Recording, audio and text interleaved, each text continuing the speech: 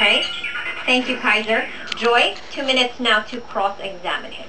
Mr. Speaker, good evening. Mr. Speaker, is physical violence towards a journalist a violation? Not at all times.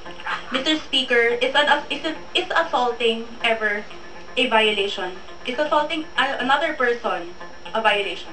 Not at all times. Mr. Speaker, when you violate the rights of a person, can you be subject to civil, criminal, administrative sanction? Not at all times, Ms. Speaker. Mr. Speaker, we concede the fact that there are justified and mitigating Yes, because circumstances. exactly But that this is debate what- is about journalists. Yes, in the and we performance of admitted their to the duty. fact that Okay, Mr. violence Speaker, may be yes or imposed no, yes or upon no? Okay. When you infringe a constitutional right, is it considered a violation? When a constitutional right is Yes above or no, Mr. another Speaker? constitutional right, then it shall Mr. be Speaker, have you justified. read Article 32 of the Civil Code? Yes.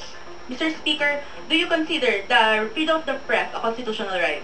What is the governing law above all? Isn't it the Constitution? And isn't it Mr. that servant rule that Mr. there is Speaker, a Article right 32. we should prioritize Mr. Speaker, the yes right or no? of all? Mr. Speaker? Yes, I read that, and I'm just qualifying my answer in accordance with our argument. Mr. Speaker, can you assault another person without violating their rights? Yes.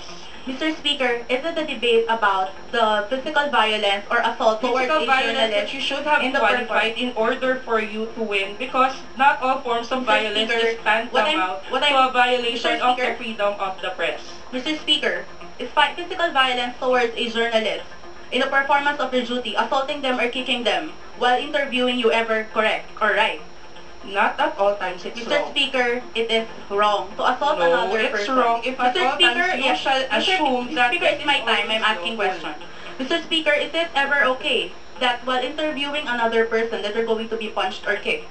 Is it ever just a violation? Is it a violation of your human It depends rights? on the intent, Mr. Speaker, yes. It depends on the Mr. intent. Speaker, by the Universal Declaration of Human Rights, Article 19, yes, it is. What? Mr. Speaker, second, What? don't Would you argue with me. rather Mr. sacrifice Speaker, the life Mr. in Speaker, order? No, no. you're wasting Yes, my time. Yes, I am. Second, Mr. Speaker. Okay.